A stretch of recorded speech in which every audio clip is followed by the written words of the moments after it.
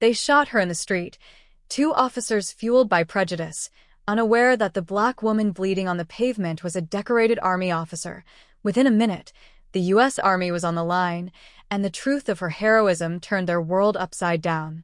Her name was Major Latoya Jenkins, a 38-year-old black woman who had served 2 tours in Afghanistan and 1 in Iraq, earning a Bronze Star for valor under fire.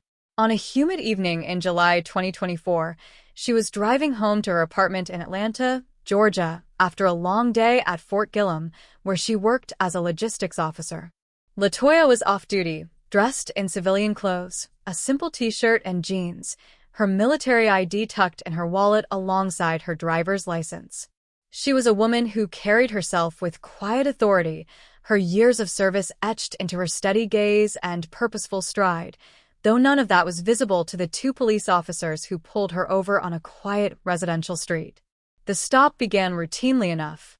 Latoya noticed the flashing lights in her rearview mirror and pulled over, her hands resting on the steering wheel at 10 and 2, just as she had been trained to do in situations like this. She knew the risks, had heard the stories, and had lived through enough encounters to understand that compliance was her best defense. The officers, both white men in their early 30s, approached her car, one on each side. The lead officer, Officer Daniel Hayes, shone his flashlight into her face, his voice sharp as he demanded her license and registration. Latoya moved slowly, deliberately, announcing her actions as she reached for her wallet. "I'm getting my license now," she said, her tone calm but firm. She handed over the documents, her military ID visible alongside her driver's license.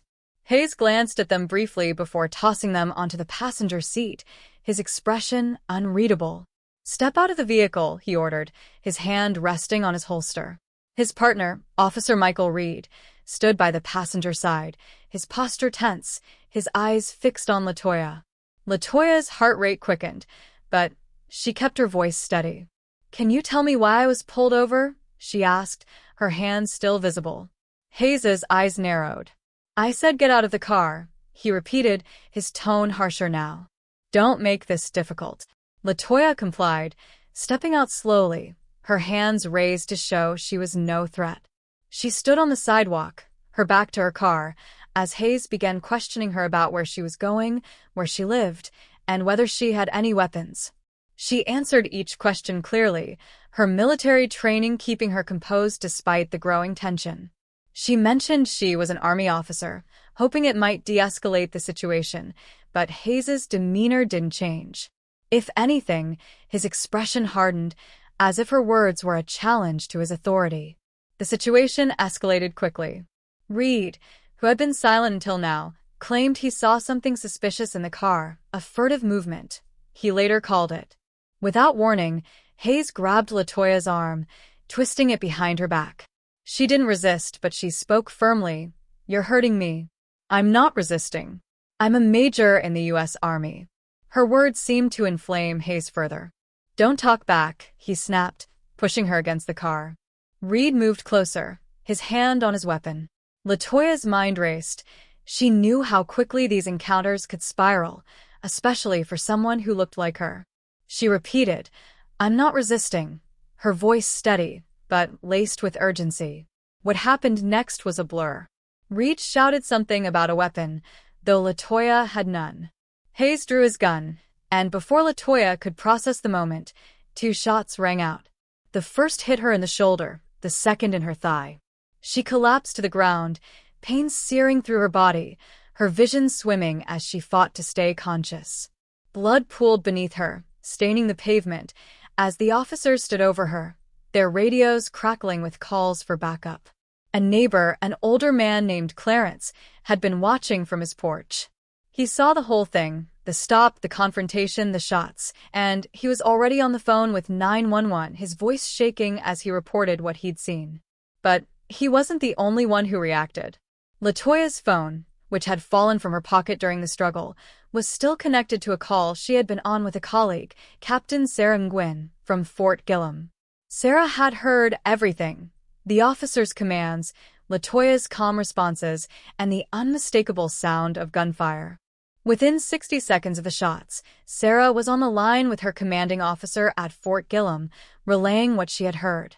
The base's chain of command moved with military precision. By the time the first ambulance arrived at the scene, the U.S. Army was already involved. A call went out from Fort Gillem to the Atlanta Police Department, demanding answers.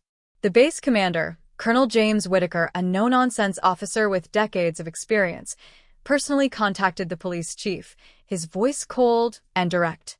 "One of my officers was just shot by your people," he said.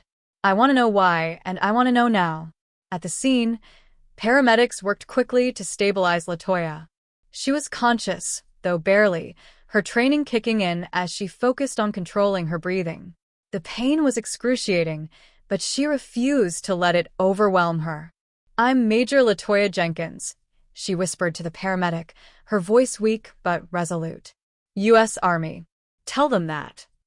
The paramedics loaded her into the ambulance, and as it sped toward Grady Memorial Hospital, the situation at the scene grew chaotic. Hayes and Reed were separated by their superiors, who had arrived minutes after the shooting. Body camera footage was secured, though later reports would reveal that Hayes's camera had malfunctioned during the critical moments.